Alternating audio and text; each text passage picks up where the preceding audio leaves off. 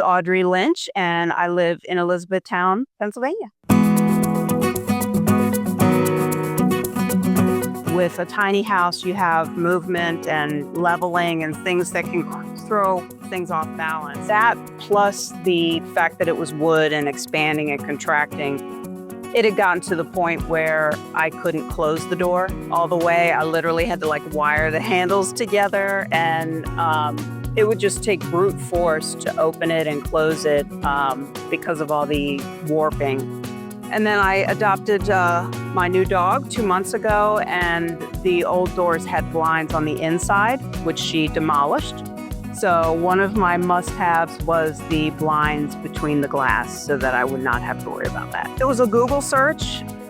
I went on Angie's List and talked to 2 other installers, and just to get an idea of what the cost would be. Found out it's a custom size, so that I knew would jack the price up. And then Joyland was my third.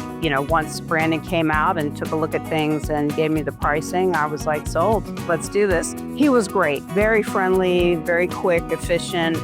He even came back to just double check measurements, made sure he had everything right before they ordered the materials, but kept in communication with me, so he was outstanding. It was Javon and Javon. They were very polite, very professional.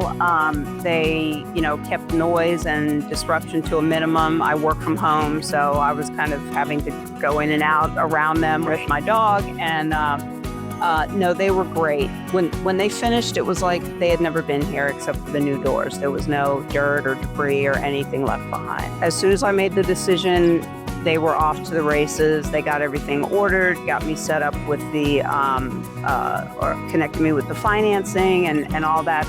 A pleasure to work with everyone that I interacted with, and I'm thrilled with the doors, and I'm sure my neighbors are too, because I always felt like, kicking it open and slamming it closed, everybody could hear it.